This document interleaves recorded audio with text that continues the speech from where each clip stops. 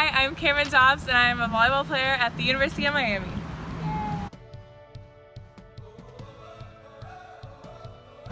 Because I play volleyball at the University of Miami, my week is usually dedicated to a lot of volleyball. Practice from about 7 a.m. or earlier to about 12 p.m. I'm always playing volleyball, Monday through Friday.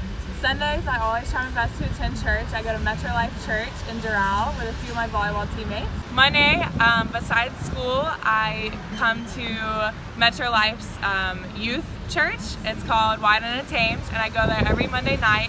I'm heavily involved in the church there, and I'm starting to become a part of the social media team, so I'm really excited about that. And Tuesdays, I go to class, practice, etc., study hall, try to get food in there somewhere, and then at night I go to FCA's Women's Bible Study, and it's an awesome time with a few girls that just come and share their faith and be able to worship God together.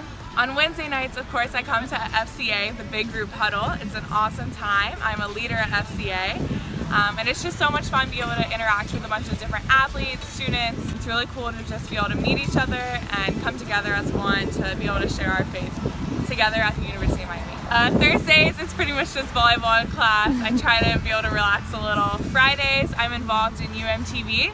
So I host a show on the University of Miami's television show, Sports Desk. I host Head to Head, and it's basically just debating a different sport topic every week. And on the weekends, I'm usually playing volleyball or, like I said, going to church on Sundays or just relaxing for once because I don't have much of a break during the week.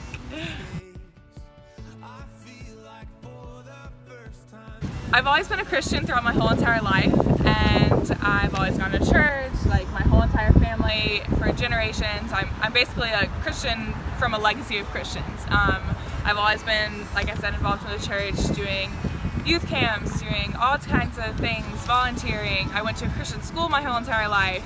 So I've always been around faith. I've always have a good, strong foundation of faith, and I know who God is. I'm very confident in my own faith, and I've always trusted God in everything for the most part. And then for my senior year of high school, coming to college, being a freshman in college, my faith really, really grew. I became involved in FCA. I found a church within the first 2 weeks I was here. I just became really, really aware of what an impact I can make at the University of Miami and just in South Florida.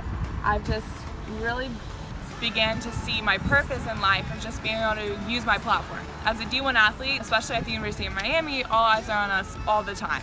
You get a lot of attention. So I thought, why not use that attention for God's glory? I started a Bible study with my team here, and at our last meeting last year, we had 12 out of 14 girls attend. So many exciting things going on and so many opportunities that the University of Miami has given me that God has shown me that I'm able to use for Christ.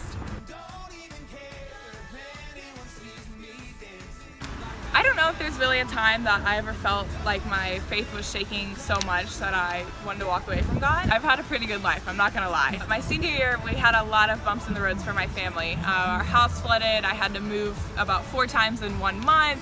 I was all over the place, just bouncing around cities, trying to stay at my same school. I had some health issues that I hit, and my brother had some physical issues he had to deal with. My sister's car got totaled. My grandma went through some really bad health issues as well with kidneys and kidney failure, and so we had to actually have her move in with us for a while. So we just had like a whole year that we just had some crazy stuff thrown on my family. And so I'd say my faith was definitely questioned and maybe shaken a little bit then, but throughout it all, like once that year was done with, I just really saw God and was like, it's over now.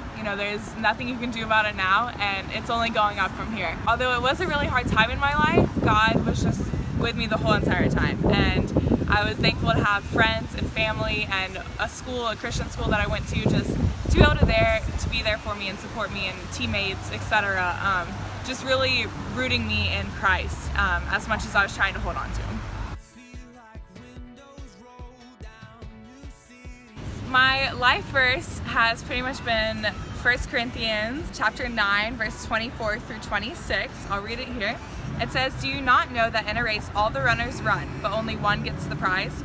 Run in such a way as to get the prize. Everyone who competes in the games goes into strict training.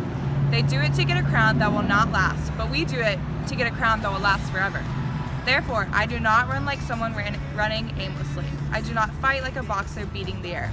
No, I strike a blow to my body and make it a slave so that after I have preached to others, I myself will not be disqualified for the prize.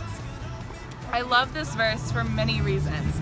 First off, since I am an athlete, I love how it talks about being athletic and running and working out and beating your body to get a prize, because that's what I do every single day. But it's also such a deeper meaning. You know, it's not talking about athletics, it's talking about running God's race.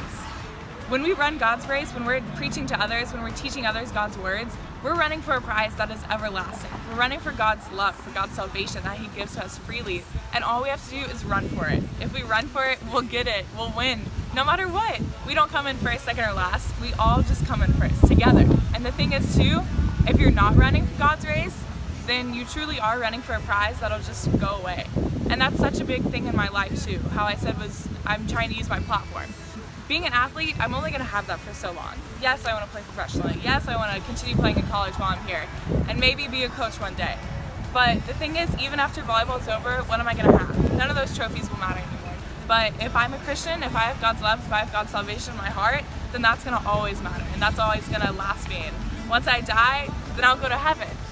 So that's the goal. That's my life verse.